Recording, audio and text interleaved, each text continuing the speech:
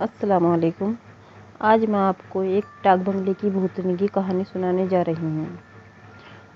1952 या 53 के ज़माने की घटना है। 5 शिकारी मध्य प्रदेश के जंगलों में शिकार खेलने गए थे।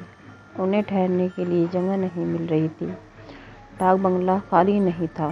केयर टेकर ने बताया कि जंगल के अंदर एक पुराना डाक बंगला है जो खंडहर जैसा हो चुका है। पानी की व्यवस्था भी है, अगर चाहे तो उसे साफ सुथरा कर ठहर सकते हो। उनके पास कोई और विकल्प नहीं था। अंधेरा हो रहा था, इसलिए वो पुराने डाक बंगले में पहुंचे। एक कमरे को साफ सुथरा किया और ज़मीन पर ही बिस्तर बिछा लिया।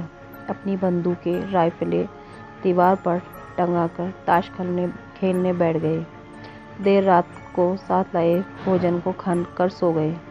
उनमें से एक जयंत सिंह को नींद नहीं आ रही थी। उसने सिगरेट जलाई और उसके कश लेने लगा। तभी उसने देखा कि अचानक खिड़की से एक हाथ बढ़ता हुआ उसकी गर्दन की ओर आ रहा है। वो चौंक उठा और ज़ोरों से चिल्लाया और लोग भी उड़ गए। हाथ गायब हो गया। उसने सबको घटना की जानकारी दी तो उन्होंने कहा कि ये तुम्हारा वहम होगा या सपना देखा होगा। खिड़की से इतनी दूर हाथ कैसे पहुंचेगा? नई जगह में कभी कभी ऐसा लगता है। सो जाओ, कुछ नहीं है।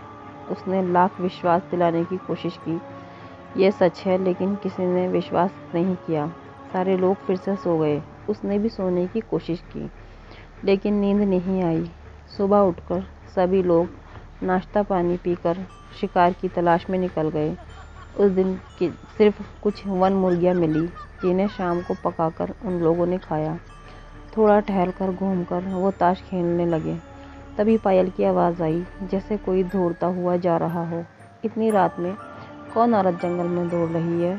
उनके मन में सवाल उठा। खिड़की पर जाकर देखा तो कुछ दिखाई नहीं दिया। वो खाना खाकर चुपचाप सो गए। जयंत सिंह को उस रात भी नींद नहीं आ रही थी। वो उस हाथ के बारे में ही सोच रहा था। तभी झपकी लगी। आँख खुली तो देखा कि खिड़की से एक हाथ उनकी गर्दन तक पहुंच चुका है। खिड़की पर एक लड़की खड़ी हंस रही थी। वो चिल्लाया। सभी लोग उड़ गए। उन्होंने उसे पूरी बात बताई। कहा कि चिल्लाता क्यों है? चिल्लाता नहीं तो मेरी गर्दन दबा देती, वो बोला। सभी लोग खिड़की के पास गए तो जंगल की ओर एक लड़की जाती हुई दिखाई पड़ी। उसके पायल की आवाज़ आ रही थी। सभी लोगों को विश्वास हो गया कुछ न कुछ चक्कर है। उसकी बात करते हुए वो सब सो गए। अगले दिन वो लोग नाश्ता करके शिकार पर निकले। रास्ते में कुछ लोग मिले। उन्होंने पूछा कि आप लोग कहाँ जा रहे हो? उन्होंने बताया कि शेर का शिकार करने आए थे, वो तो मिल नहीं रहा, अब हिरन मारकर चले जाएंगे। आदिवासियों ने पूछा कि ठहरे कहाँ हो? उन्होंने बताया कि पुराने डाक बंगले में। आदिवासियों ने चौंक कर पूछा कि कब से ठहरे हो? उन्होंने बताया कि 2-3 दिन से।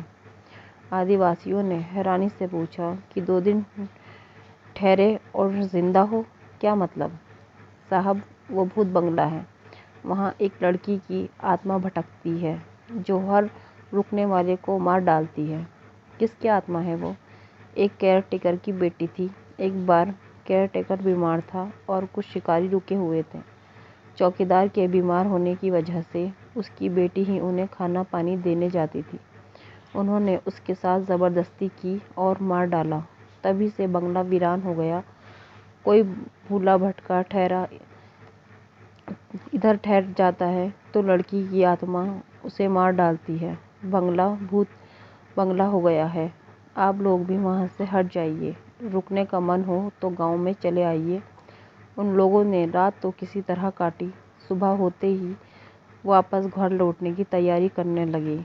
रात को वो लड़की खिड़की के पास आई और बोली कि देवी देवताओं ने तुम्हें बचा लिया, फिर कभी इधर मत आना।